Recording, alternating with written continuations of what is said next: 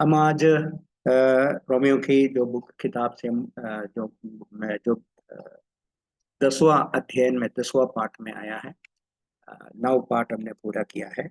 हम पिछले हफ्ता किया था 5वां अध्याय 1 से 11 तक। आज हमने 5वां अध्याय 12 से 21 आयतों से हमने आज अध्ययन करेंगे। आज हम पहुंचा है जो रोमियो की किताब में शुरुआत की क्लास में बताया, अलग अलग भाग में उनको विभाजन किया गया है, डिवाइड किया गया है। इसलिए ये तीसरा पाठ की अंतिम भाग है। तो अलग अलग भागों में विभाजन किया है, डिवाइड किया, उसमें तीसरा भाग की अंतिम भाग है। ये तीसरा भाग में धर्मिकता क्या है, नहीं तो जस्ट धर्मीकरण क्या है, नहीं तो धर्मिकता की अंग्रेजी में बोले तो the meaning of justification, or here Paul is declaring what is justification. Justification क्या है, नहीं तो धर्मीकरण क्या है, इसके बारे में पौलुस इस भाग में विवरण करता है। हमने देखा है तीन का ये भाग तीसरा अध्याय 21 से शुरू होते हैं, ये 5वां अध्याय 21 से समाप्त होता है। पहला भाग है तीसरा अध्याय 21 से 31 तक, उधर हम देखा है धर्मीकरण की विशेषता है, फीचर्स ऑफ जस्टिफिकेशन। और दूसरा भाग है चौथा अध्याय 1 से 25, वह धर्मीकरण की उदाहरण है, एग्जाम्पल्स ऑफ जस्टिफिकेशन। अब्राहम के जीवन से उदाहरण बोलकर पौलुस धर्मीकरण का उदाहरण हमें सिखाया। और तीसरा भाग है 5वां अध्याय 1 से 11 तक। तो लिखा है धर्मीकरण का लाभ, नहीं तो धर्मीकरण की फायदा है क्या है, द बेनिफिट्स ऑफ जस्टिफिकेशन। अभी आखिरी भाग में पौलुस विवरण करते हैं द बेसिस ऑफ जस्टिफिकेशन, नहीं तो धर्मीकरण का आधार, कौन सी आधार पर धर्मीकरण को हमको दूसरों के सामने प्रस्तुत कर सकते हैं, इनकी बेसिस क्या है, उनकी आधार क्या है, वही इधर पौलुस बताना चाहते हैं। फिर एक्चुअली इस भाग में दो लोगों के बारे में, दो मुख्य के बारे में, तो नो जो प्रतिनिधि के बारे में पौलुस विवरण करते हैं। एक है सारे मानव जाति की प्रतिनिधि के रूप में आदम को यहाँ पौलुस प्रथम आदम नाम दिया गया है। और दूसरा है जो विश्वास का यीशु मसीह में विश्वास करने वालों की प्रतिनिधि के रूप में यीशु मसीह को एक अंतिम आदम के रूप में पौलुस इधर हमें परिचय कराता है। एक प्रथम आदम और अंतिम आदम। प्रथम आदम मानव जात पाप पाप में फंसा हुआ, पाप में गिरा हुआ सब मनुष्यों का पहला सब मनुष्यों का एक मुख्य के रूप में प्रतिनिधि के रूप में प्रथम आदम को वह बताता है, जो विश्वास करने वाले लोगों की विश्वासियों की प्रतिनिधि के रूप में अंतिम आदम यीशु मसीह को वह परिचय कराता है। अ, साधारण रीति में लोग पूछते हैं, आप लोग सिखाता है यीशु मसीह आपके लिए क्रूस पर मरा, और यीशु मसीह का विश्वास क्रूस का मृत्यु के ऊपर आप विश्वास करेगा तो आप धर्मी ठहराएगा। कैसे एक व्यक्ति मरने से बाकी सब लोग जो विश्वास करने वाला सब कैसे धर्मी ठहरा सकता है, ये साधारण रीति से लोग पूछने वाले क्वेश्चन। महात्मा गांधी भी ये प्रश्न पूछा है। लेकिन हम जब परमेश्वर की व्यवस्था देखेगा तो परमेश्वर की रीति देखेगा तो वह सब में एक क्रम होते, सब में एक कारण होते हैं। परमेश्वर हमेशा धर्मी है। परमेश्वर के लिए अलग व्यवस्था परमेश्वर नहीं लाता है इस दुनिया में। मनुष्य के सामने जो एक ही रीति से परमेश्वर व्यवहार करते हैं। और आपको मालूम है वचन में सिखाता है इस दुनिया में कैसे पाप आया और कैसे सब मनुष्य मनुष्य पापी बन गया। वही रीति से परमेश्वर क्या किया है, सबको धर्मी ठहराने के लिए एक ही व्यक्ति को इस्तेमाल कर रहे हैं। एक ही व्यक्ति से आदि आदि प्रथम आदम पाप किया, उसके कारण सारे मानव जाति पाप में फंस गया, पापी बन गया, और एक से सारा पापी बन गया। वही रीति से परमेश्वर इधर उनकी मार्ग कैसे लेके आया, यीशु मसीह हमारे लिए क्रूस पर मरा, उसकी मृत्यु में विश्वास करने वाला उसी व्यक्ति के यीशु मसीह के कारण ही, नहीं तो यीशु मसीह के तरफ से ही धर्मी ठहराता है। दोनों में फर्क नहीं। जैसे पापी बन गया ऐसा ही वही रीति में परमेश्वर हमारे लिए धर्मी बनने के लिए एक रास्ता खोला। इसलिए परमेश्वर की मार्ग हमेशा सच्चा है। और इसलिए वचन में लिखा है परमेश्वर का वचन 7 बार उठाया गया चांदी जैसा, उसमें कोई झूठ नहीं हो सकता है, इसमें कोई अलगदाई नहीं हो सकते, उसमें कोई क्या है पक्षपात नहीं हो सकते, फेवरेटिज्म नहीं हो सकते हैं। परमेश्वर सब कुछ न्याय से करने वाला परमेश्वर है, क्योंकि हमारा परमेश्वर न्यायी है। हम जब इस भाग पढ़ने के समय कई पद को बार बार पौलुस इधर दोहराता है। एक पद है, एक वन, ये शब्द एक एक शब्द 12 बार इस 5वां अध्याय की 12 से 21 आयतों में 12 बार एक शब्द एक एक ऐसा बार बार इसमें वो दोहराया जाता है। दूसरा एक शब्द है राज्य करना, राजकीय, राज करना, रेन, अंग्रेजी में रेन कहते हैं। वो शब्द 5 बार इसी भाग में वो दोहराया गया है। और मतलब मृत्यु राज करना, जीवन राज करना, ऐसा राजकीय, ऐसा शब्द पौलुस इस्तेमाल करते हैं। वो शब्द राज करना शब्द 5 बार है। और दूसरा एक शब्द अंग्रेजी में वो मच मोर है, हिंदी में वह अलग अलग रीति में वह व्याख्या किया गया, सॉरी अनुवाद अनुवाद किया गया है। मच मोर, कितना ज्यादा, ऐसा हमको कह सकते हैं। लेकिन हिंदी में बाइबल में अनुवाद करने में अधिकाई, बहुतायत, कहीं अधिक, ऐसा 3 शब्द इसमें इस्तेमाल किया है। वो भी एक ही मतलब का है, अधिकाई, बहुतायत और कहीं अधिक। इसलिए इस भाग में पौलुस अपनी जो शिक्षा, अपनी जो वो सिखाना चाहते हैं, उसको स्पष्ट में सिखाने के लिए ये शब्दों को वो इस्तेमाल कर रहे हैं।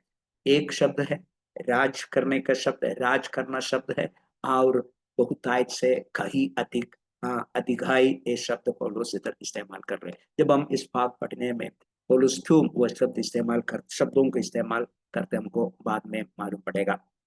और बाइबल पढ़ेगा तो 3 प्रकार की आरोप, तो इल्जाम हम देख सकते हैं।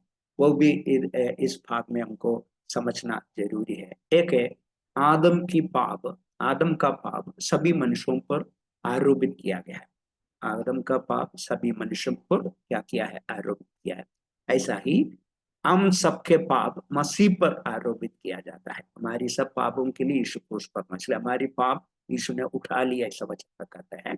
और ऐसा ही है परमेश्वर की धार्मिकता जो उन पर विश्वास करने सबके ऊपर सौंपी जाता है। ये तीनों क्या है, आरोपित करने वाला बात, हम इल्जाम करने वाला बात वचन में पढ़ते, इसलिए ये भी इधर समझना जरूर है। आदम की पाप सारे मानव जाति पर आदम का पाप सारे मानव जाति पर आरोपित किया गया है। और हम सबके पाप मसीह पर आरोपित किया गया है, किया जाता है। और परमेश्वर की धार्मिकता सभी विश्वासियों पर सौंपी जाती है। ऐसा इस भाग में समझने की एक आइडिया है, वो भी हम मन में याद रखना जरूरी है। और एक बात हम इस भाग समझने के समय समझने के एक बात है, आदम और यीशु मसीह, ये दोनों मुखिया, एक समूह की मुखिया नहीं तो प्रतिनिधि के रूप में माना जाता है। आदम को सारे मानव जाति की जो प्रतिनिधि के रूप में पौलुस इधर परिचय कराता है। वैसा ही यीशु मसीह को जो विश्वास किया हुआ लोग, जो यीशु मसीह पर विश्वास किया लोगों का सबका जो मुख्य है, सबका प्रतिनिधि के रूप में हम उनको इधर यीशु मसीह को बता देते हैं। पहला कोरिन्थी 15 अध्याय की 45 में हम पढ़ते हैं, ऐसा ही उधर लिखा है, ऐसा ही लिखा भी है कि प्रथम मनुष्य अर्थात आदम जीवित प्राणी बना और अंतिम आदम जीवनदायक आत्मा बना। इसलिए आदम को पापी लोगों के प्रतिनिधि के रूप में परिचय कराता है।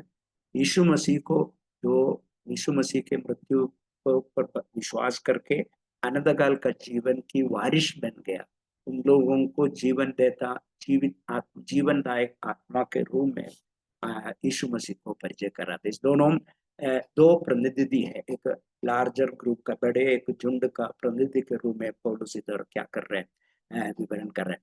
ये कैसे हो सकता है, हमको कैसे एक व्यक्ति कुछ किया, उससे हम दूसरों को वो क्यों आरोप कर सकते, दूसरों के ऊपर उनकी दंड कैसे ला सकते।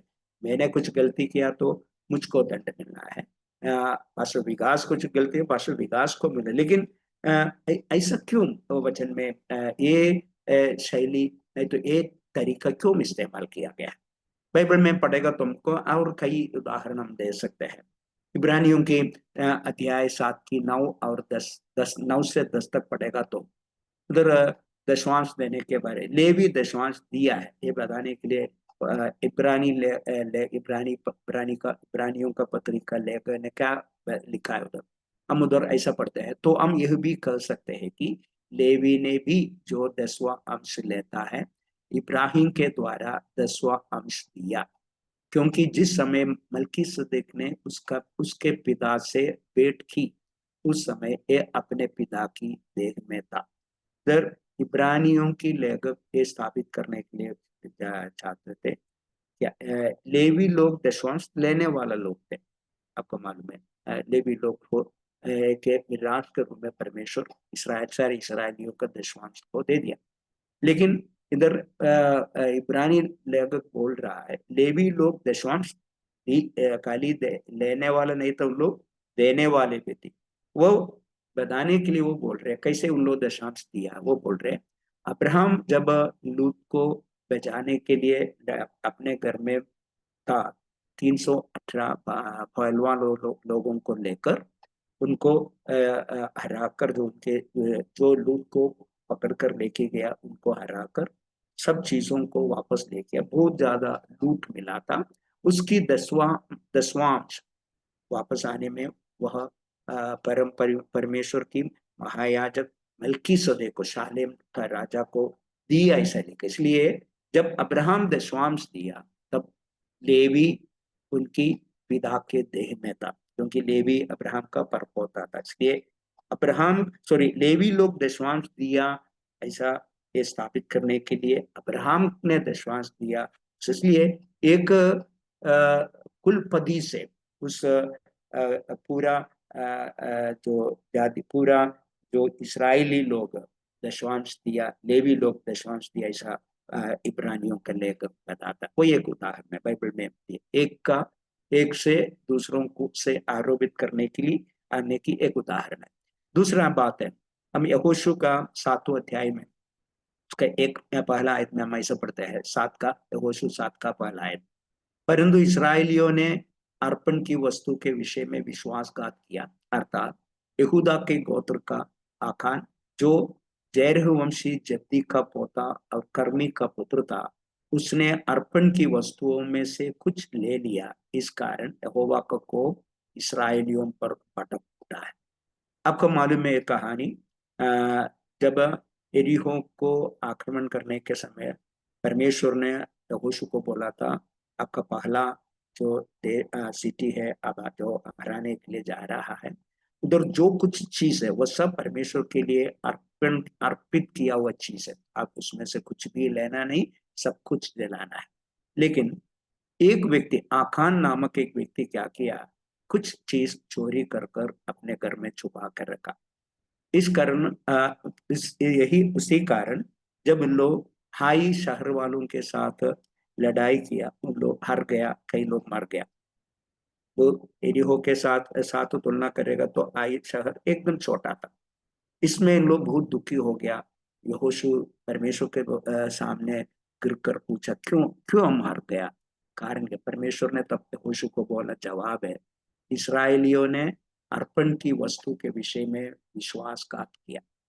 सिर्फ एक ही व्यक्ति विश्वासघात किया, सिर्फ आखान ने चोरी किया है, लेकिन परमेश्वर बोल रहे पूरा इजराइलिया क्या किया है, अर्पण की वस्तु के विषय में विश्वासघात किया। इसलिए आपकी कलसिया की एक व्यक्ति गलत करे तो उसकी असर सारी कलसिया में आ सकता है। मैं गलती करे तो उसकी असर मेरी परिवार में आ सकते हैं, मेरी कलसिया में आ सकते हैं, हमारी पूरा ट्रस्ट के ऊपर आ सकते हैं। ये सब हम समझना पड़े। इसलिए हमेशा हम परमेश्वर के सामने ईमानदारी से, विश्वास योग्यता से जीवन बिताना जरूरी हम समझना है। तीसरा एक उदाहरण हम देखते हैं, वो प्रेरितों का काम 4 की 27 में। उत्तर क्या है, क्योंकि अगर हम ऐसा पढ़ते हैं, क्योंकि सचमुच तेरे सेवक यीशु के विरोध में जिससे तूने अभिषेक किया, हेरोदोस और पुन्तियुस पिलातुस भी अन्य जातियों और इसराइलियों के साथ इस नगर में इकट्ठे हुए। देखो, हेरोदोस और पुन्तियुस यीशु मसीह के ऊपर क्या किया, दोष आरोप किया। पिलातुस हाथ भी धोकर बोला ये धर्मी है, इसमें कोई या कुछ दोष दिखता नहीं, मैं नहीं देखा है, ऐसा सब बोल रहे। लेकिन फिर भी क्या किया है, जब इस आयत में ये सब किसके ऊपर थे, अन्य इसराइलियों के साथ सबको उसमें मिला रहे, मतलब उनकी एक प्रतिनिधि के रूप में लोग यीशु के विरोध में जो किया है, लेकिन वह सबके ऊपर आरोपित किया जाता है। यही तरीका हमने बाइबल में देखते हैं, यही तरीका के अनुसार है, हम समझना पड़ेगा पौलुस क्या कर रहे हैं, क्यों एक व्यक्ति से हम सर एक व्यक्ति की मृत्यु से हम कैसे क्या है धर्मी ठहराया जा सकता है। इसलिए पौलुस क्या कर रहे हैं, प्रथम आदम और अंतिम आदम के दोनों को तुलना कर कर उधर पौलुस पढ़ा रहे हैं। इसलिए खाली एक व्यक्ति के बारे में बताएगा तो उसको लोगों को समझाना मुश्किल होएगा। यीशु मसीह मरा इसलिए आपने धर्मी ठहराया गया, ऐसा उसमें विश्वास करने वाला धर्मी ठहराया गया, ये बोलने से पौलुस क्या कर रहे, कई बातों को लेकर उसकी बेसिस, उसकी आधार, कौन सी आधार पर यीशु मसीह का मृत्यु में विश्वास करने वाला धर्मी ठहरा सकता है, एक कौन सी आधार पर है, वही पौलुस इधर विवरण करने के लिए लगाता है। देखो हमने देखो इसका और एक बात हमको इधर बता सकते हैं, स्वर्गदूत लोग जो पाप किया, स्वर्गदूत लोग, उन लोगों को क्यों उद्धार के लिए मौका नहीं मिला, उनके लिए कोई व्यक्ति आया नहीं मरने के लिए है। यीशु मसीह एक क्या है, स्वर्गदूत बनकर आकर उनके लिए कुछ किया नहीं है, लेकिन मनुष्य पाप के मनुष्य के लिए क्या किया, यीशु मसीह परमेश्वर खुद मनुष्य बनकर हमारे लिए आए, इसलिए स्वर्गदूतों के लिए उद्धार के लिए एक मार्ग नहीं खोला है। इसलिए हमेशा ये हम समझना पड़ेगा, यीशु मेरे लिए, जो विश्वास करने वाला सबके लिए प्रतिनिधि के रूप में परमेश्वर ने उसको नियुक्त किया है। जैसे पाप किया हुआ मनुष्य के प्रतिनिधि के रूप में प्रथम आदम खड़ा है, यीशु भी हमारे लिए क्या, विश्वासियों के लिए एक फेडरल हेड नहीं तो एक संधिया मुखिया के रूप में खड़ा है। हम इसलिए इस भाग में पौलुस क्या करते हैं, पौलुस इस भाग में हम अभी पढ़ेंगे। पौलुस इधर आदम, प्रथम आदम और मसीह के बीच, नहीं तो आदम और मसीह के बीच का अंदर, नहीं तो विपरीतता, और एक शब्द है विरोधाभास, वो समझना मुश्किल होता है। विपरीत अंग्रेजी में वो समझना बहुत अच्छा शब्द है, कॉन्ट्रास्ट बोलते हैं, कॉन्ट्रास्ट, अलगदाई। एक चीज और दूसरे चीज में क्या क्या अलगदाई को ला सकते हैं, नहीं तो क्या क्या अंदर है, क्या क्या विपरीतता, इसलिए वही बोलकर जो विपरीत एक समानता की जो विपरीत शब्द है, क्या है विपरीतता, जो समानता की विपरीत शब्द, ऑपोजिट शब्द है, कॉन्ट्रास्ट बोलेगा तो सिमिलैरिटी और कॉन्ट्रास्ट, ये शब्द दोनों अंग्रेजी में इस्तेमाल जाता है। हिंदी में हमको इधर ये शब्द बताया सकते हैं, अंदर नहीं तो विपरीतता। सबसे पहले आदम और यीशु मसीह के बीच का कई अंदर को, कई विपरीतता को, अलगदाइयों को कौन लेके आते हैं, वो बस इधर विवरण कर रहे हैं। क्यों क्यों ये विवरण कर रहे हैं, सबसे पहले जो बताते हैं अंदर जो विपरीतता है, आदम का अपराध बना मसीह का अनुग्रह के वरदान, Adam's transgression versus Christ gift of grace, ये शब्द है। हम कहाँ पढ़ते हैं, हम इधर हम पहले आयत में पढ़ते हैं, तो हमने 12 आयत से है, हम ये आयतें पढ़ेंगे। इसलिए जैसा एक मनुष्य के द्वारा पाप जगत में आया और पाप के द्वारा मृत्यु आई, और इस रीति से मृत्यु सब मनुष्यों में फैल गई क्योंकि सबने पाप किया। व्यवस्था के दिए जाने तक पाप जगत में था, परंतु जहां व्यवस्था नहीं वहां पाप गिना नहीं जाता, तो भी आदम से लेकर मूसा तक मृत्यु ने उन लोगों पर भी राज किया जिन्होंने उस आदम, जो उस आने वाला का चिन्ह है कि अपराध के समान पाप ना किया। 15 पर जैसी अपराध की दशा है वैसी अनुग्रह के वरदान, अनुग्रह के वरदान की नहीं, क्योंकि जब एक मनुष्य के अपराध से बहुत लोग मरे, तो परमेश्वर का अनुग्रह और उसका जो दान एक मनुष्य के अर्थात यीशु मसीह के अनुग्रह से हुआ, बहुत से लोग लोगों पर अवश्य ही अधिगाई से हुआ। पहला मैंने बोला, पहला अंदर, पहला कॉन्ट्रास्ट है आदम का अपराध और मसीह का अनुग्रह का वरदान। आदम का अपराध बनाम मसीह का अनुग्रह का वरदान, ये दोनों की अंदर नहीं तो विपरीतता पौलुस इधर 15 आयत में बता रहा है। और इधर सबसे पहले एक प्रश्न हमारे पास आता है, क्यों? सच में पाप कौन किया? हव्वा ने किया। हव्वा किया पाप।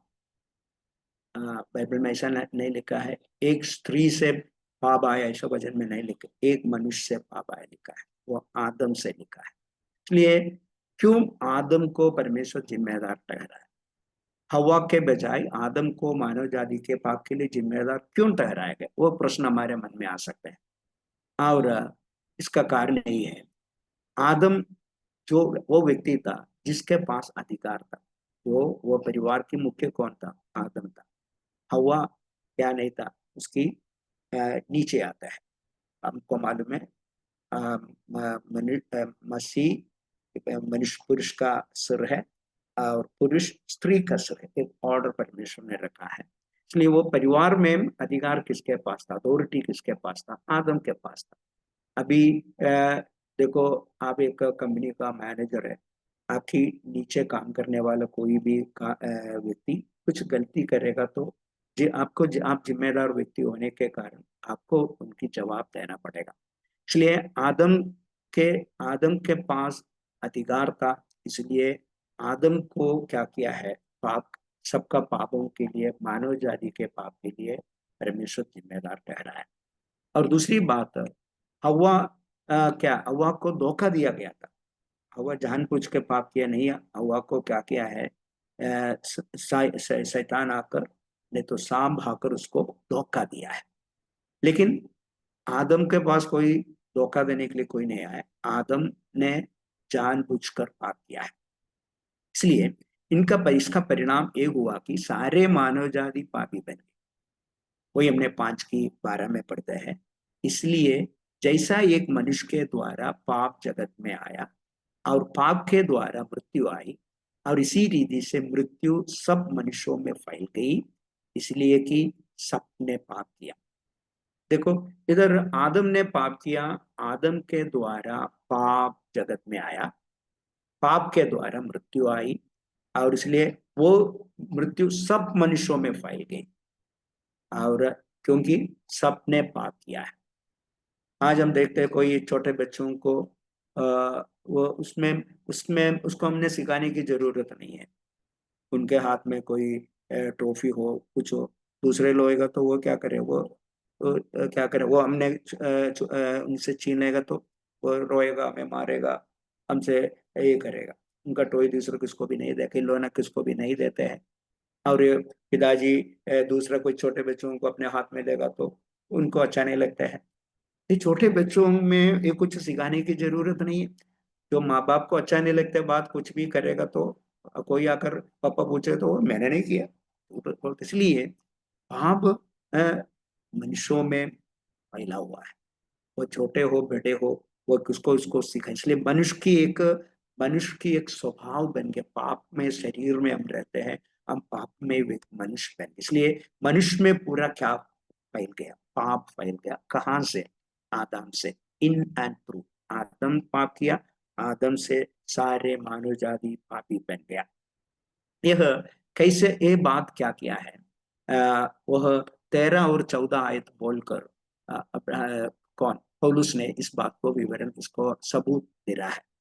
क्योंकि उधर लिखा है क्योंकि 13 और 14 आयत में क्या लिखा है? व्यवस्था के दिए जाने तक पाप जगत में तो था, परंतु जहां व्यवस्था नहीं वहां पाप गिना नहीं जाता। तो भी आदम से लेकर मूसा तक मृत्यु ने उन लोगों पर भी राज किया जिन्होंने उस आदम, जो उस आने वाले का चिन्ह है, के अपराध के समान पाप ना किया। देखो, इधर पौलुस बोल रहा है व्यवस्था दिया जाने तक क्या था? जगत में पाप पाप था। इसका अर्थ नहीं है लेकिन व्यवस्था नहीं होने के कारण पाप को गिना नहीं गया। पाप को व्याख्या करने के लिए व्यवस्था दिया। जब लिखा है व्यभिचार मत करो, तब व्यभिचार पाप बन गया। खून मत करो, फिर भी व्यवस्था आने के पहले भी क्या था? पाप था। कायीन ने क्या किया? अपने भाई आबेल को मार डाला। और मनुष्य दुष्ट था, दुष्ट में फंस गया, पाप बहुत ज्यादा दुष्ट बन गया। इसलिए क्या किया? नूह के समय पर क्या भेजा? जल प्रलय भेजा। इसलिए मूसा मूसा के समय तक क्या था? पाप पाप में लोग पाप करते रहा। तो 14 आयत में ऐसे लिखा है, तो भी आदम से लेकर मूसा तक मृत्यु ने उन लोगों पर भी राज किया जिन्होंने उस आदम के अपराध की नाई, जो उस आने वाले का चिन्ह है, पाप ना किया। जो जैसे व्यवस्था में व्यवस्था के कारण हमको पाप क्या है मालूम पड़ गया। जब व्यवस्था नहीं था तब पाप के बारे में हमको कोई डेफिनेशन जो एक मीनिंग नहीं था। पाप को गिना नहीं जाता था क्योंकि व्यवस्था नहीं। अभी ये देखो, ऐसा एक व्यवस्था है 100 किलोमीटर स्पीड में जाना। 100 से ऐसा व्यवस्था नहीं है तो आप 150 किलोमीटर स्पीड में जाए तो भी आपको कोई पकड़े। कोई उधर लिखे नहीं रखा, कोई व्यवस्था नहीं है, कोई नियम नहीं है, आपको जो मर्जी स्पीड में चला सकते हैं। लेकिन जब वो लिखे रखेगा तो 80 80 किलोमीटर स्पीड लिखे तब 80 तक ही जा सकते। उसको ऊपर है तो आपने क्या करते हैं? गलत करते हैं, गलती करते हैं, आपको दंड मिला जाएगा। इसलिए व्यवस्था में हमको मालूम पड़ गया पाप क्या है। लेकिन व्यवस्था के पहले भी क्या था? लोग पाप करते थे, लेकिन वो क्या नहीं जाता था? व्यवस्था ना होने के कारण क्या नहीं था, इसलिए उधर लिखा गया है पाप ना किया। इसलिए उन लोग व्यवस्था नहीं था, इसलिए एक रीति में तो वो पाप ना किया था। लेकिन हमको ये समझना पड़ेगा, व्यवस्था देने के समय तक भी लोगों में क्या था? पाप। इसका अर्थ है पाप कहाँ कब शुरू नहीं हुआ? पाप व्यवस्था से शुरू नहीं हुआ। पाप आदम जब पाप किया तब से मानव जाति में पाप आ गया, पाप राज करना शुरू हो गया। इसलिए व्यवस्था से पहले जो पाप के कारण क्या है, लिखा वचन में लिखा है पाप के कारण मृत्यु आया। वही लिखा है आदम से लेकर मूसा तक मृत्यु, लोग लोग मर गया। वो क्या है? व्यवस्था से पहले लोगों की मृत्यु ने पाप की अस्तित्व को साबित करता है। जो पाप पहले था, इसलिए मूसा के पहले जो व्यवस्था देने के पहले जो जो लोग इस पृथ्वी में था सब लोग मर गया। इसलिए हम समझना पड़ेगा व्यवस्था से पहले भी जो आदम से पाप से सब लोग पापी बन गया, तब से मनुष्य जो क्या किया है? मरनाहार बन गया। और नीचे हम देखेगा तो इसलिए जब यीशु मसीह के बारे में हम सोचेगा तो मसीह के मृत्यु और पुनरुत्थान क्या किया? अनंत जीवन दिया। इसलिए व्यवस्था ये आदम के पाप के कारण क्या हो गया है? मनुष्य पूरा पापी बन गया। लेकिन यीशु मसीह की मृत्यु और जी उठने के कारण हम सब आनंद काल का जीवन का वारिस बन गया। रोमियो 6:23 में पढ़ते हैं, क्योंकि पाप की मजदूरी तो मृत्यु है, परंतु परमेश्वर का वरदान हमारे प्रभु यीशु में अनंत जीवन है। देखो हम सब वो मृत्यु के लिए लायक लोग थे, पाप की मजदूरी मृत्यु था। लेकिन परमेश्वर क्या किया है? हमारी इस पृथ्वी पर अपने पुत्र को भेजा। उनकी मृत्यु के कारण हमको क्या वरदान मिल गया? आनंद काल का वरदान मिल गया।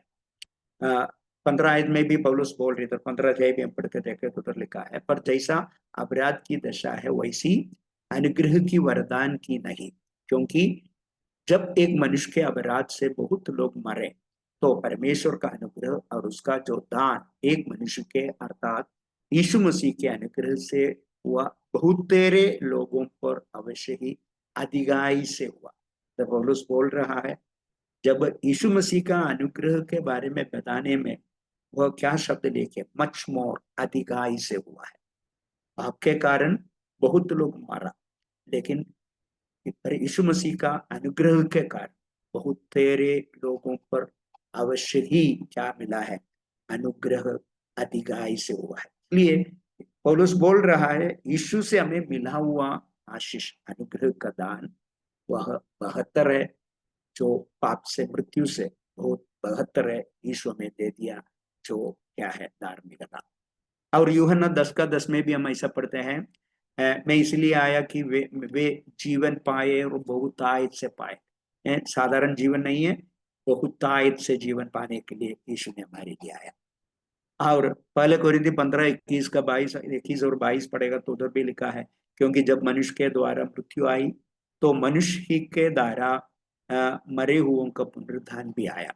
और जैसे आदम में सब मरते हैं वैसा ही मसीह में सब मिलाए जाएंगे। देखो, हम पाप में मरने वाले थे, हम और आशाहीन लोग थे, हमको परमेश्वर के साथ संबंध नहीं था, हमारा संबंध तो टूट गया था।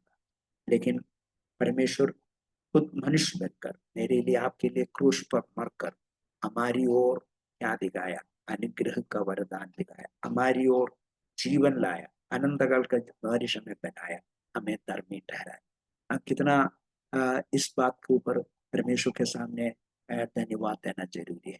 यीशु ने हमारे लिए ऐसे मार्ग नहीं खोलेगा तो खोलता तो हम भी क्या होता था, हम भी ऐसा ही पाप में मरने हो। लेकिन हमें अभी क्या है? एक आशा है, कितना महत्वपूर्ण आशा है, अनंतकाल की आशा है।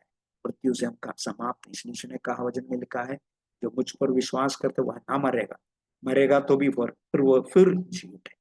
ये धन्य आशा यीशु मसीह से हमें मिला है। इसलिए पहला जो विपरीतता नहीं तो कॉन्ट्रास्ट है, हमने अभी विवरण किया है, वह है क्या है? जो आदम का अपराध बनाम मसीह का अनुग्रह के वरदान। भी दूसरा कॉन्ट्रास्ट नहीं तो दूसरा जो विपरीतता है, आदम के द्वारा दंड बनाम मसीह के द्वारा धर्मीकरण। Judgement through Adam versus justification through Christ. तो दो बातों को तुलना कर कर उनकी अलगदाई बता रहे, नहीं तो उनकी अ, अंदर बता रहे, विपरीतता पौलुस बता रहा है। एक है आदम के द्वारा दंड, दूसरा है मसीह के द्वारा धर्मीकरण। इसका अंदर क्या है, उनकी विपरीतता का है क्या है, पौलुस विवरण कर रहे, क्योंकि पौलुस को ये समझाना था यीशु मसीह से हमें मिलते आशीष कितना गहरा है। अभी हमने 16 आयत पढ़े, उधर क्या लिखा है? जैसा एक मनुष्य के पाप करने का फल हुआ, वैसा ही दान की दशा नहीं, क्योंकि एक ही के कारण दंड की आज्ञा का फैसला हुआ, परंतु बहुत तेरे अपराधों से ऐसा वरदान उत्पन्न हुआ कि लोग धर्मिष्ठ है। देखो पौलुस इधर क्या बता रहे हैं? एक व्यक्ति से बाकी सब लोग पापी बन गया, एक से बाकी सब पापी बन गए। लेकिन बहुतों के लिए अभी कौन है, कौन मरे? बहुतों के अपराधों से क्या मिला? एक वरदान हमें मिला है, ताकि हम सब लोग धर्मी ठहरे। एक से पापी बन गया, बड़ी बात है क्या? बहुतों से हमारे लिए एक मार्ग दान मिला, वरदान उत्पन्न हुआ, वही बहुत लोग पाप किया, उसके कारण क्या क्या हमारे लिए एक धार्मिकता का मार्ग यीशु ने खोला। इसलिए वो बोल रहा है क्या एक व्यक्ति द्वारा किया गया एक भी पाप पूरी जाति के लिए दंड या मृत्यु लाने के लिए पर्याप्त था। सिर्फ आदम की पाप सारे मानव जाति के लिए दंड या मृत्यु लाने के लिए पर्याप्त था। लेकिन यीशु मसीह के बातें में यीशु के मामले में हम देखेगा तो आज्ञाकारिता का एक कार्य उन सभी लोगों को धार्मिक ठहराए जाने के लिए पर्याप्त था जो उस पर विश्वास करते हैं। इसलिए कितने आशीष की बात है। इसलिए यीशु मसीह की जैसे एक व्यक्ति की पाप सारे लोग में दंड या मृत्यु लाने के लिए पर्याप्त था, ऐसा ही यीशु मसीह के आज्ञाकारिता का एक कार्य सब लोग जो यीशु में विश्वास करने वाले सब लोगों को धार्मिक ठहराने के लिए पर्याप्त बन गया। इसलिए 18 आयत में हमने ऐसा पढ़ता है, इसलिए जैसा एक अपराध सब मनुष्यों के लिए दंड की आज्ञा का कारण हुआ, वैसा ही एक धर्म का काम भी सब मनुष्यों के लिए जीवन के निमित्त धर्मी ठहराए जाने का कारण हुआ। मैंने पहले बोला था महात्मा गांधी ऐसा पूछते थे, अरे 2000 साल पहले एक व्यक्ति मारा, वो व्यक्ति की मृत्यु पर विश्वास करेगा तो आप कैसे धर्मी बन सकते हैं? आज भी लोग पूछने का एक प्रश्न है। लेकिन इसकी जवाब इधर पौलुस बहुत बोल रहे हैं, अब पापी बन गया कैसे है? एक ही व्यक्ति से। ऐसा है तो वही रीति से परमेश्वर हमारे लिए क्या है, धर्मी बनाने के लिए एक मार्ग खोला है। इसमें दोनों में क्या है, एक ही तरीका और परमेश्वर ने इस्तेमाल किया है। तो वही इधर वो बोल रहा है एक आदम के द्वारा दंड और मसीह के द्वारा धर्मीकरण की जो अलगदाई नहीं तो उनके बीच का अंदर नहीं तो विपरीतता कॉन्ट्रास्ट पौलुस 16 आयत में वो बताया है। तीसरी कॉन्ट्रास्ट, तीसरी जो विपरीत नहीं तो अंदर नहीं तो अलगदाई क्या है? पाप का राज बनाम अनुग्रह का राज। पाप राज करते हैं, अनुग्रह भी राज करते हैं। इसके दोनों का अंतर क्या है, इसका कॉन्ट्रास्ट क्या है, वही पौलुस विवरण करने के लिए अगला आयत में अब इस्तेमाल कर रहे हैं। 17 आयत में क्या लिखा है? क्योंकि जब तक मनुष्य के अपराध के कारण मृत्यु ने उस एक ही के द्वारा राज किया, तो जो लोग अनुग्रह और धर्मी रूपी वरदान बहुतायत से पाते हैं, वे एक मनुष्य के अर्थात यीशु मसीह के द्वारा अवश्य ही आनंद जीवन में राज करेंगे।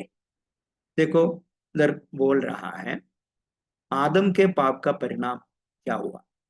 मृत्यु ने मानव जाति पर राज करना शुरू कर दिया। मृत्यु मनुष्यों में राज करना शुरू हो गया जब आदम पाप किया। सब मरनाहार बन गया, सब मरने के लिए क्या किया है, जो लायक मरने के लिए दंड, मृत्यु का दंड सबके ऊपर आया। लेकिन यीशु मसीह का आज्ञाकारिता के कारण, मसीह की आज्ञाकारिता का परिणाम क्या हुआ? उससे मानव जाति ने मृत्यु पर राज किया। हमको अभी मृत्यु को पर जय दे दिया। मृत्यु, हम अभी मृत्यु को डरना नहीं, मृत्यु पर राज करने के लिए हमें अधिकार मिला है। हम पढ़ते हैं कोरिन्थियों के पत्र में, ऐसा हम पढ़ते हैं, क्या है उधर, हे मृत्यु तेरा जया कहाँ रही, हे मृत्यु तेरा ढंग कहाँ रहा? मृत्यु का ढंग पाप है और पाप का बल व्यवस्था है, परंतु परमेश्वर का धन्यवाद वो जो हमारे यीशु मसीह के द्वारा हमें जयवंत करता है। इसलिए यीशु मसीह के आज्ञाकारिता के कारण अब हम क्या करते हैं, हम मृत्यु को जीत लिया, मृत्यु पर जयवंत पाया। हम क्या क्या है मृत्यु पर, ऐसा मृत्यु पर हम जयवंत पाएगा तो उसके साथ साथ क्या है, और एक बात भी इसमें हमें मालूम पड़ सकता है। इसका तात्पर्य क्या क्या है? विश्वासी के अंतिम पुनरुत्थान और यीशु मसीह के राज में भागीदारी के साथ साथ इस संसारिक जीवन में उसके अनुग्रह के राज भी है। देखो, सिर्फ इस दुनिया में हमको मृत्यु का डर से जयवंत होकर जी सकते हैं, लेकिन और ये बात भी बताता है जब हम मर जाएगा तो हम क्या करेगा, यीशु मसीह के साथ, यीशु जब दोबारा आएगा हम जी उठेंगे, उसके साथ उनके साथ में राज करेंगे। तो वो भी दर्शाता है, इधर हम इधर मृत्यु के ऊपर राज करते हैं और सिर्फ इधर नहीं है, हमारा अनंत काल का जीवन अंत तक हम मृत्यु में क्या करते हैं, राज करते हैं। इसलिए वह बोलते हैं विश्वासियों की अंतिम पुनरुत्थान और यीशु मसीह के राज में हम उधर क्या करते हैं, हम राज करें, यीशु के साथ हम राज करेंगे, हम सब जी उठेंगे, वो भी इसमें दर्शाता है। इसलिए मृत्यु, पाप के कारण मृत्यु का राज हुआ, लेकिन यीशु की मृत्यु के कारण क्या हुआ, यीशु की आज्ञाकारी ओबीडियंस के कारण, आज्ञाकारी के कारण हमको मृत्यु के ऊपर जय पाया, हम मृत्यु के ऊपर जयवंत हो गया और हम आनंद काल का जीवन के लिए हम क्या बने, योग्य बन गया। हम हमेशा के लिए यीशु के साथ राज करेंगे, उनके साथ रहेंगे, वो भी इसको बताता है। और इसलिए 21 आयत में क्या पौलुस बोल रहे हैं कि जैसा पाप ने मृत्यु फैलाते हुए राज किया, आप लोग बाइबल खोल के देखें तो समझ में आएंगे कि जैसा पाप ने मृत्यु फैलाते हुए राज किया, वैसा ही हमारे प्रभु यीशु मसीह के द्वारा अनुग्रह भी आनंद जीवन के लिए धर्मी ठहराते हुए राज करे। देखो, आनंद, इसलिए हमारे प्रभु यीशु मसीह के द्वारा अनुग्रह भी आनंद जीवन के लिए धर्मी ठहरा, अनुग्रह हमें अभी अनुग्रह राज करता है। लेकिन पाप क्या किया है, पाप के कारण मृत्यु फैलाते हुए राज लिए हमारा जीवन में उल्टा कर दिया सब चीजों को यीशु मसीह ने। और इसलिए वही यीशु ने हमारे लिए किया हुआ उद्धार की आज्ञाकारिता का फल है, वही बोलते हैं। इसलिए हमारे जीवन से क्या चले गए, हमारे यीशु मसीह के पुनरुत्थान के कारण मृत्यु का भय हमारे से खत्म, हम अभी मृत्यु को डरता नहीं है। एक उद्धार नहीं पाए हुए एक बुजुर्ग व्यक्ति क्या होता है, उसको मृत्यु के लिए बहुत डर है, मरने के बाद में सोचने ही उनको डर हो तो वो सबसे गुस्सा करते हैं, उसको क्या होते हैं, बहुत डर होते हैं, मरने के लिए लोग बहुत डरते हैं। जिसके अंदर आशा नहीं। लेकिन मसीह लोग को देखो, उनको कोई डर नहीं, वो खुशी से क्या कहते हैं, मैं मेरा जैसे कौन है कौन है जो स्टेफनोस है, मैं अपने प्राण को आपका हाथों में देते हैं। यीशु मसीह क्या पर यीशु मसीह भी मृत्यु के समय अपने प्राण को परमेश्वर ने समर्पण सौंप कर कमिट किया है। और याकूब का मृत्यु कितना अच्छा है, बच्चों को सबको आशीष दे दिया। आशीष देने के बाद क्या किया है, वो पुराना नियम का है, लेकिन फिर भी उनको उनकी आशा को वो दर्शाता है। वो कितना अच्छा मृत्यु था, वो अपना पैर कोट पर बेड के ऊपर रख दिया। कितने धर्मी लोगों की मृत्यु कितनी शांति से वो चले जा रहे, खुशी से। इसलिए वचन में लिखा है एक विश्राम है, एक प्रमोशन है, ये कुछ कहा नहीं है। अब पाप में मरेगा तो आप नरक की ओर जाएगा, अनंतकाल की मृत्यु की ओर जाएगा। इसलिए यीशु हमारे लिए जो खोला हुआ मार्ग श्रेष्ठ श्रेष्ठ मार्ग, इसको हमने तुच्छ ना जाने। हम क्या करना पड़ेगा, हम यीशु मसीह पर विश्वास करेगा तो हमको क्या मिलेगा, हमारे से मृत्यु का भय खत्म हो जाएगा, हम खुशी से मृत्यु को सामना करेंगे। वही है पौलुस इधर बताते हैं। चौथा क्या है, अंदर नहीं तो चौथा जो विपरीतता नहीं तो कॉन्ट्रास्ट, आदम की अनाज्ञाकारिता बना मसीह की आज्ञाकारिता। Disobedience of Adam versus obedience of Christ, ये दोनों को क्या कर रहे हैं हम, इस दोनों को कॉन्ट्रास्ट कर, इसको दोनों को तुलना कर कर उनकी अलग अदाई पौलुस बता रहा है।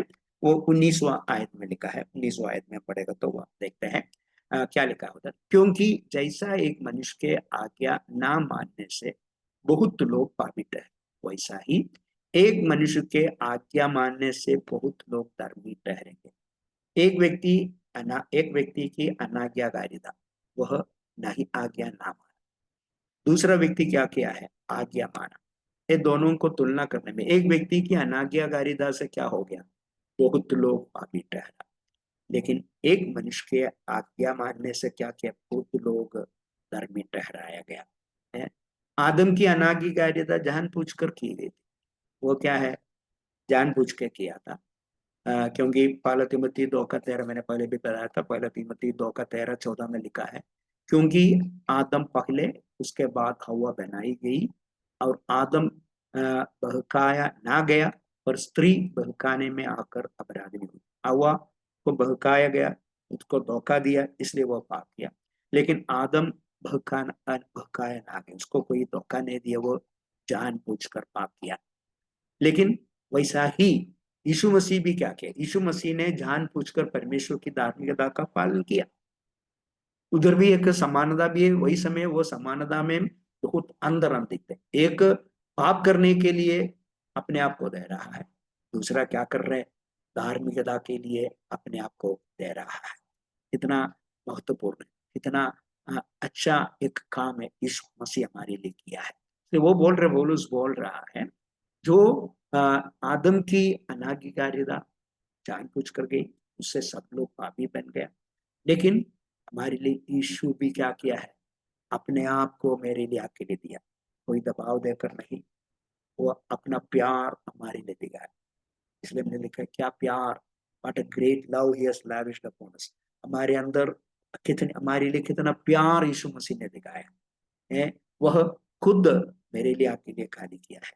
वह कोई दबाव के कारण, कोई उसको धोखा दे नहीं, इतना प्यार मेरे लिए आपके लिए स्वर्ग से परमेश्वर ने मेरे लिए आपके लिए दिखाया है। एक क्या है, जब पाप जानबूझकर करने के कारण, प्रथम आदम करने के कारण सब पापी ठहरे गए थे। लेकिन उनके लिए एक धार्मिकता का मार्ग, जीवन का मार्ग खोलने के लिए वो भी क्या किया है, अपने आप को हमारे लिए मरने के लिए इस पृथ्वी पर आया।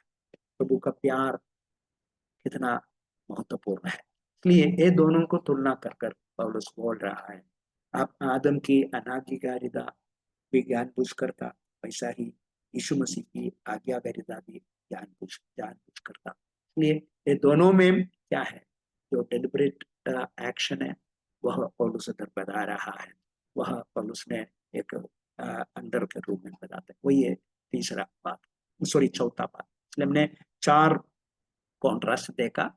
सबसे पहले देखा है सबसे पहला कॉन्ट्रास्ट ये था, क्या था, आदम का अपराध बनाम मसीह का अनुग्रह का वरदान। Adam's transgression versus Christ gift of grace. आदम का अपराध और मसीह का अनुग्रह का वरदान के बीच की अंतर को बताया पहला। दूसरा था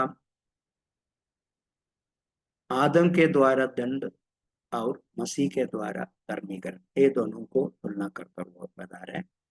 तीसरा पौलुस बोल रहा है पाप का राज और अनुग्रह का राज। पाप राज करते हैं, अनुग्रह भी राज करते, ये दोनों को तुलना कर उसका उनका अलगता है, नहीं तो विपरीतता को बता रहा है। चौथा है, हमने देखा है, चौथा बात यही था, आदम की अनाज्ञाकारिता बनाम मसीह की आज्ञाकारी, ये दोनों को वह क्या करते हैं, इसका दोनों को विपरीतता नहीं तो अंदर बताकर पौलुस क्या कर रहे हैं, यीशु मसीह हमारे लिए किया हुआ उद्धार की जो मार्ग कितना श्रेष्ठ है वो बताने के लिए वो शब्द, अधिकाई शब्द और बहुतायत शब्द, कहीं अधिक शब्द सब पौलुस इधर इस्तेमाल कर रहे हैं। कहीं अधिक है और ये बहुतायत से प्रभु हमारे लिए दिया है, और अधिक अधिकदाई हम पौलुस इधर बता रहे हैं। और हम देखेगा तो इधर अंत में पौलुस और एक कॉन्ट्रास्ट भी पैदा रहा है, वह आखिरी दो आयत में, अभी आखिरी दो आयत मतलब कौन सा आयत है, दो 21, 20 और 21 आयत, ये दोनों आयत में एक्चुअली ये छठवां अध्याय उसकी एक कंटिन्यूएशन में बताते हैं। अभी अगले अध्याय से हमने जो पवित्रीकरण के बारे में, सैंक्टिफिकेशन के बारे में पढ़ना चाहेंगे, उसकी एक बेस के रूप में पौलुस ने दो आयत इधर लिखा है, इसकी कंटिन्यूएशन में छठवां अध्याय वो बता रहे हैं। लेकिन वो ये बात बोलकर हमने समाप्त करना चाहता है, जो व्यवस्था और अनुग्रह के बीच का अंतर या व्यवस्था और अनुग्रह, लॉ एंड ग्रेस, इसके बीच का कॉन्ट्रास्ट क्या है, वही पौलुस 20 और 21 आयत में बता रहे। उधर क्या लिखा है, पौलुस ने लिखा है, और व्यवस्था बीच में आ गई कि अपराध बहुत हो, परंतु जहां पाप बहुत हुआ वहां अनुग्रह उससे भी कहीं अधिक हुआ, कि जैसा पाप ने मृत्यु फैलाते हुए राज किया, वैसे ही हमारे प्रभु यीशु मसीह के द्वारा अनुग्रह भी आनंद जीवन के लिए धर्मी ठहराते हुए राज करे। देखो इधर पौलुस बोल रहा है अनुग्रह परमेश्वर की योजना में कोई अतिरिक्त चीज नहीं थी, अनुग्रह तो शुरू से ही परमेश्वर की योजना का हिस्सा था। वही इधर पौलुस बोलना चाहता है। तो इधर क्या बोलते हैं, व्यवस्था बीच में आ गई कि अपराध बहुत हो, परंतु जहां पाप बहुत हुआ वहां अनुग्रह उससे भी कहीं अधिक हुआ। जो व्यवस्था आने के कारण पाप क्या है ज्यादा मालूम पड़ गया, पाप को ज्यादा पाप लोगों में लोग ज्यादा पाप करना शुरू हो गया। लेकिन व्यवस्था आने के पहले भी क्या था, क्या था, पाप थे, लोग क्या करते थे, पाप के कारण मृत्यु थे। इसलिए आपने ये मत समझो व्यवस्था परमेश्वर के योजना में पहले नहीं था, बीच में आए हुए एक चीज, ऐसा मत समझो। परमेश्वर की योजना में पहले से ही क्या थे, व्यवस्था था। अनुग्रह परमेश्वर की योजना में कोई जो जो ग्रेस, जो परमेश्वर ने जो अनुग्रह दिया है, ये अनुग्रह परमेश्वर की योजना में कोई अतिरिक्त चीज नहीं थी। अनुग्रह तो शुरू से भी परमेश्वर की योजना में एक हिस्सा था। इसलिए परमेश्वर अनुग्रह शुरुआत से दिखा रहा है, ये बीच में आए हुए एक बात नहीं है, पौलुस बोल रहे। लेकिन जब व्यवस्था आया, पाप बढ़ गया, तब क्या किया है, व्यवस्था और क्या अनुग्रह और बढ़ गया, अनुग्रह और कहीं अधिक हुआ। इसका अर्थ क्या है, पहले अनुग्रह नहीं है ऐसा नहीं था, तो ऐसा लिखा है, और व्यवस्था बीच में आ गई कि अपराध बहुत हो, परंतु जहां पाप बहुत हुआ वहां अनुग्रह उससे भी कहीं अधिक हुआ। अनुग्रह अधिक हुआ जब पाप बढ़ गया, जब व्यवस्था आया। इसका अर्थ क्या है, पहले भी अनुग्रह था, लेकिन जब व्यवस्था आया, पाप बहुत हुआ, तब क्या किया है, तय हो गया, अनुग्रह और बहुत हो गया। इसका अर्थ व्यवस्था के पहले भी अनुग्रह था। ये अनुग्रह बीच में परमेश्वर ने लाया हुआ एक अतिरिक्त चीज नहीं है, ये शुरू से ही परमेश्वर की योजना में था, ऐसा हम समझना पड़ेगा। और परंतु जैसे जैसे व्यवस्था के कारण मनुष्य का पाप बढ़ते गए, वैसे जैसे परमेश्वर के अनुग्रह और कहीं अधिक बढ़ गया। इसलिए व्यवस्था आने के पहले तो परमेश्वर की योजना में अनुग्रह पहले ही था, लेकिन पाप बढ़ते गया। पाप जब व्यवस्था आने के कारण तब क्या किया, परमेश्वर की अनुग्रह भी बढ़ते बढ़ते गया।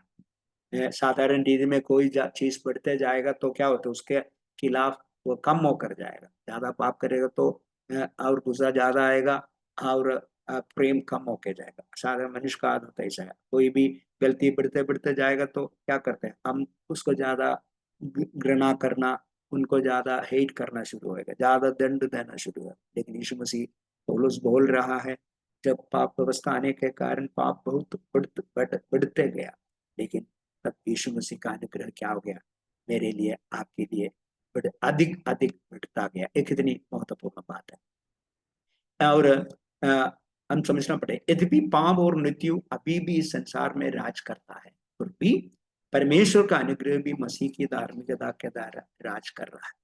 अभी भी पाप मृत्यु में इस पृथ्वी पर राज करता है। जो यीशु मसीह पर विश्वास नहीं करते, अभी उन लोग सब पाप के अधीन में, पाप उन लोग के जीवन में राज करता है। जब एक व्यक्ति यीशु को अंगीकार करते हैं, तब यीशु उनको क्या करते हैं, राज करना शुरू होता है। इसलिए मसीह की धार्मिकता द्वारा क्या कर रहा है, परमेश्वर उनको क्या कर रहे हैं, राज कर रहा है। ये अभी भी क्या करते हैं, परमेश्वर उनको अपने मसीह की धार्मिकता राज कर रहा है। लेकिन 3:19 में हम ऐसा पढ़ते हैं, जो गलातियों 3:19 में कैसे लिखा है, उधर लिखा है, तब फिर व्यवस्था क्यों दी गई, वह तो अपराधों के कारण बाद में दी गई कि उस वंश के आने तक रहे जिसको प्रतिज्ञा दी गई थी, और वह स्वर्गदूतों के द्वारा एक मध्यस्थ के हाथ ठहराई गई, ऐसा लिखा। इसलिए व्यवस्था क्यों दी गई, व्यवस्था में क्या किए है, यीशु मसीह के जो प्रतिज्ञा दी गई, वो प्रतिज्ञा पूरा करने के समय तक हमें क्या करना है, एक ले बालक के रूप में हमें मसीह की ओर लेके आए। इसलिए व्यवस्था हमें मसीह की ओर लेके आने में कार्य हो गया। पाप बढ़ते गया, लेकिन वह क्या के लिए कारण बन गया, अधिक क्या मिलने के लिए, अनुग्रह मिलने के लिए, अधिक ग्रेस मिलने के लिए क्या किया, वो कारण बन गया। इसलिए व्यवस्था हमें क्या किया है, अनुग्रह बहुतायत से मिलने की एक कारण नहीं तो हेतु बन गया। वही है पौलुस इधर बोल रहा है। इसलिए व्यवस्था के सामने हम देखेगा तो अनुग्रह बहुत है। व्यवस्था जो किया है उससे बहुत बहुत अधिक अधिक जो गुण क्या किया है, अनुग्रह हमारे जीवन में प्रभावित किया है। वही है पौलुस बोल। इसलिए इसलिए व्यवस्था अनुग्रह इतना बढ़ गया हमारे जीवन में, ऐसे तो हम आगे क्या करें। इतना अनुग्रह हमारे जीवन में प्रभु ने दिया, तो हम पाप करते ही रहे, वही पूछकर छठवां अध्याय शुरू कर रहे। इसलिए वो बात हमने अगले हफ्ते सीखेंगे, लेकिन हम आज ये समझना पड़ेगा पौलुस क्यों इस बात इतना विस्तार से कर लिखा है, क्यों प्रथम आदम को और अंतिम आदम को लेकर ये सब बात पौलुस क्यों कर लिखा गया है। पौलुस यही चाहता था, जो हम ये समझना चाहिए, प्रभु हमारे लिए दिया गया ये अनुग्रह का दान ये छोटा नहीं है। प्रभु हमारे लिए दिया गया अनुग्रह बहुत अधिकाई से हमारे लिए मच मोर ये दिया गया है। अधिकाई कितना ज्यादा प्रभु हमारे लिए दिया है, वो समझाने के लिए। पाप एक से पाप बढ़ गया, लेकिन बहुतों के पाप के कारण क्या किया, एक व्यक्ति आज्ञाकारी बनकर आज्ञा मानकर मेरे लिए आपके लिए क्या लेके आया, अनुग्रह लेके आया। इसलिए यीशु की जो कार्य, यीशु ने जो हमारे लिए किया है, बहुत अंदर अधिकार है उसके सामने, यह बहुत बढ़िया है। जो लोग के सामने वो बस अनुग्रह बहुत बढ़िया है, प्रथम आदम के सामने अंतिम आदम बहुत बढ़िया है, यही पौलुस बोल रहे थे। इसलिए वो दंड के सामने हमें मिलता हुआ जो जीवन बहुत बड़ा है, उधर मृत्यु है, वो मृत्यु के सामने हमें मिलता हुआ जीवन बड़ा है। इसलिए ये सब जो तुलना कर कर पौलुस बोलना चाहता है, आप लोग ये समझे, आपके लिए परमेश्वर लाया अनुग्रह का वरदान, तुच्छ ना जाने, वो बहुत बड़ा है। इसलिए पाप में माँ ना जियो, ये यीशु की ओर आइए। मुझे सुनने वाला कोई भी अभी तक यीशु की जो मृत्यु पर विश्वास कर कर उनकी अनुग्रह की वरदान पाने के लिए अभी तक उनके जीवन में नहीं हो गया, तो पौलुस एक इतना बोलने के कारण नहीं है। आपके लिए एक खोला हुआ मार्ग बहुत बहुत बहुत बढ़िया है, बहुत सुंदर है, बहुत अनोखा है। इसको आप तुच्छ ना जाने, यीशु के प्यार की ओर आइए, यीशु को विश्वास करें। यीशु मेरे लिए आपने खोले हुए मार्ग कितना अनोखा है, कितना महत्वपूर्ण है। मैं उसके लिए मुझको समर्पण करता हूँ बोलकर उस अनुग्रह के अधीन में आकर मृत्यु के ऊपर जयवंत होने के लिए इस वचन आपको और मुझको क्या देते, चुनौती देते। प्रभु आपको